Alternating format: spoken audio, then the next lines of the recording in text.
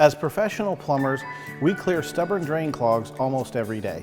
Occasionally, we have a client ask us if there is anything they can do to help prevent future clogged drains. While there is no magic pill, there is one product that we use that has been extremely successful.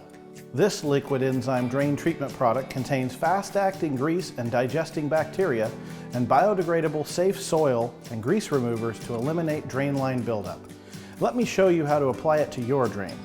There are many products on the market, so make sure you follow the manufacturer's instructions exactly. For preventative use, you will mix 2 ounces of liquid enzyme with 8 ounces of water for every 2 household occupants. I find it easiest to mix up the enzyme drain treatment in 10-ounce batches with a measuring cup and repeat the process for every 2 people in your home. This will keep your system charged with friendly bacteria that will work for an extended period of time, eating away at the biodegradable waste building in your drain system. Now you might be wondering if this will unclog a completely stopped up drain.